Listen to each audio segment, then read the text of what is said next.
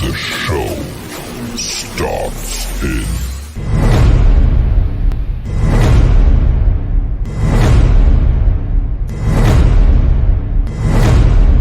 I have till 5. Till 5. 3, 4, fuck 5.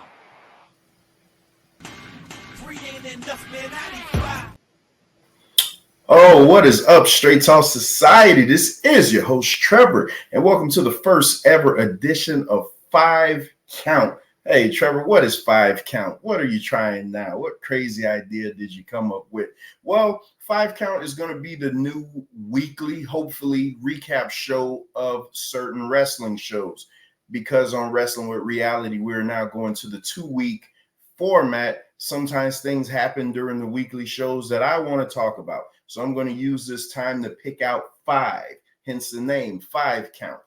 5 top things from any particular show that piqued my interest. It's not going to be a long show. I'm going to run through them. So tonight, let's get to it.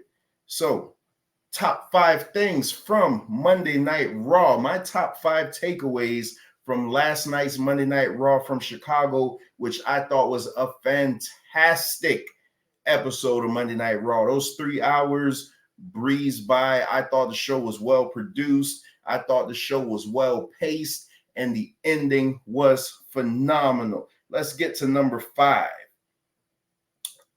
The number 5 takeaway that I did have from this show is this is the main event that we really want. Rock versus Cody is the main event. They have completely made Roman Reigns look like a secondary player.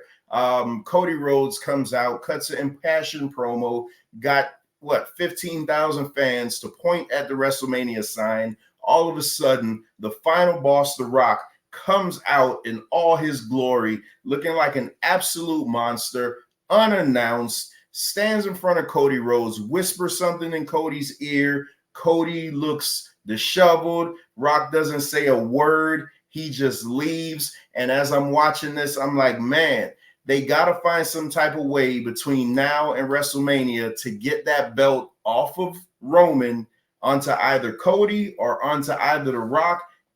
And the night 2 main event for WrestleMania needs to be Cody versus The Rock, because at least The Rock is showing up for work, which is more than I could say about our 3-year champion. Let's get to my number 4 takeaway from last night's Monday Night Raw. Oh my goodness, Ricochet. Ricochet is fantastic. Triple H, kudos to you for finally booking the man, from pulling him out from under whatever rock you guys had him hiding under. Ricochet is phenomenal. Ricochet is like on a 4-match winning streak, which, not for nothing, and I may say this jokingly, Ricochet probably won more matches this year than he won all of last year. And we're only 3 months into this year. The man has gone through the Judgment Day. The man has looked phenomenal. Last night, Ricochet did a Canadian Destroyer out of a wrist lock. Yes, I absolutely said it. If you haven't seen it, please, please, please go and seek it out, man. It was phenomenal. Then to top that off, to win the match, JD McDonough is standing in the ring. Ricochet hits a 630 splash while McDonough is standing up. Normally, he does it while his opponent is laying down. McDonough was standing up, and he hit that splash. Tremendous, tremendous, tremendous. Oh, my 3rd takeaway from last night's Monday Night Raw. Oh, my goodness. Let's just throw the script in the trash. We were in Chicago, so you know that we were getting CM Punk, and the crowd was ready for him. And what we got was probably 15 minutes of epic awesomeness. CM Punk, Seth Rollins, Drew McIntyre over there in the corner completely threw the script in the trash. They went off script. One of the highlights of the night was CM Punk telling Drew McIntyre, hey, the fans didn't call you the chosen one. Somebody else called you the chosen one. Why don't you say his name? In reference to Vince McMahon, we all know that Vince McMahon is who called Drew McIntyre the chosen one. And the look on Drew's face, because he could not, I guess Vince McMahon is persona non grata. You cannot say his name on the show. So Drew had to sit there and just eat it. It was fantastic. Then Drew comes back with the absolute zinger. Drew said, you don't drink, you don't smoke, but you let you're in rehab all the time. Just fantastic. I mean, listen, CM Punk called them dipshits. CM Punk is now probably going to be the guest commentator. The fans wanted him to be the referee, but CM Punk said, hey, I can't be impartial in this match. Seth Rollins said that he had the bad arm. CM Punk then proceeds to get down on the mat and use his other arm to count to 3 just to show Seth Rollins that he could still be the referee. But CM Punk did say that he can't be impartial. He can't be impartial in a match like this. CM Punk's going to be on commentary. CM Punk is literally building up a feud with everybody in the company. He has a built-in feud with Seth. He has a built-in feud with Drew. He called out Roman Reigns. He even poked The Rock. Hey, CM Punk, hey, take your time, get heel, buddy. We'll see you when we get back. Where are we? Let's get to our number 2 takeaway from Monday night. Again, I thought this Monday Night Raw was phenomenal. There's so many things that I could have talked about on the show. Honorable mention, Sami Zayn and Chad Gable continue to put on gold in the backstage area. And we all know what it's leading up to. Chad Gable is absolutely going to turn on Sami Zayn at the end. Absolutely. Because Chad Gable is of the opinion, if anybody's going to beat Gunther, it's going to be me. But that's not the number 2 moment. The number 2 moment of the night is the women are finally heating up. Yes, this is what I needed from the women's title match at WrestleMania, which has seemed cold, which has seemed dead. Champion Rhea Ripley is more over than Becky Lynch. Becky Lynch comes out and says that all you care about is showing your body off, which is, you know, hey, there's a nice one there. But Becky, to me, has not been hot since her run to WrestleMania 35, I think it was. The whole man gimmick is stale.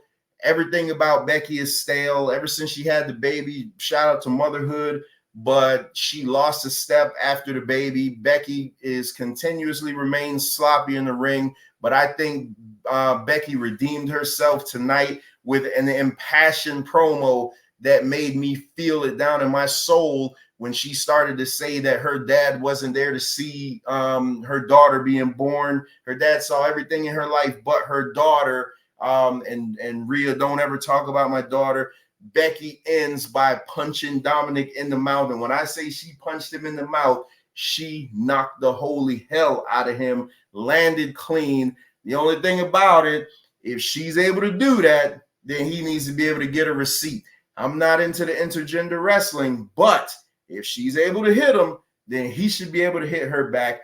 Finally, the women are heating up. And the number 1 moment, I mean, come on, my number 1 takeaway from last night's Monday Night Raw is everybody's number 1 takeaway. Promises kept. Come to find out that what Rock whispered in Cody's ear was that I am going to make you bleed tonight. Jey Uso, main event, Jey Uso wrestled Shinsuke Nakamura in the main event. The show ended way early, a little under 10 minutes early. So everybody was like, hey, what's going on here? It led to a brawl. Cody's in the back, gets jumped by Solo, and then The Rock out of nowhere, boom, with this massive forearm. And The Rock proceeds to beat the brakes off of Cody Rhodes for like 8 good minutes. So much censoring, so much F-bombs. The Rock gets to do whatever the hell he wants to do. And again, I ask this question, why is Roman Reigns not in this position? Why is The Rock the boss and Roman Reigns never even shows up to work? This is utterly ridiculous. I want to see Cody versus The Rock. Hey, Cody Rhodes is the biggest babyface in all of wrestling because all this beatdown did was get him nothing but sympathy because now I want to see him beat the holy hell out of The Rock. The Rock, hey, The Rock is a big muscle-bound dude. He's not going to give you no hurricane ranas and things like that. He is going to give you blunt force trauma. It reminds me of Rocky Balboa, the Rocky Balboa movie where he fought Antonio Carver, and they said, hey, you ain't got no knees, everything's calcified on you, but you got good old blunt force trauma. And that is what The Rock delivered to Cody Rhodes last night as he proceeded to beat the brakes off of Cody, busting him up. Oh my God, it was fantastic. They were outside in the rain. The Rock spit a big loogie right in front of Cody. Ultimate disrespect. Took his big, massive hand, wiped Cody's head, wiped the blood on the Mama Rhodes belt that he had custom made that he is going to present to Cody Rhodes' mom.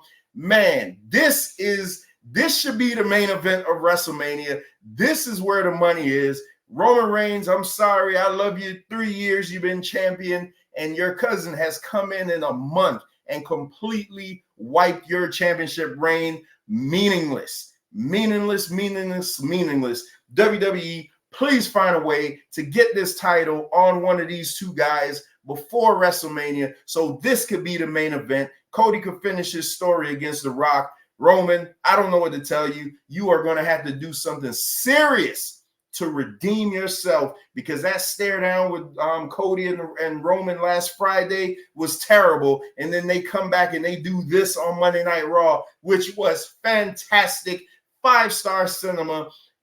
Everybody I heard talking about it just says how great it is. Well, not everybody. There's one person that's real close to wrestling with reality who thought that it was bad just because he loves to be the contrarian about everything. Whatever. It is what it is. Everybody views wrestling the way they love it. But thank you guys for tuning in. I told you this was going to be short. Hopefully something great happens on SmackDown, and I will be back probably this Saturday with a 5-count, 5 takeaways from SmackDown this week. This is your boy, Mr. Straight Talk. Next time, I'll see you on the other side. Peace!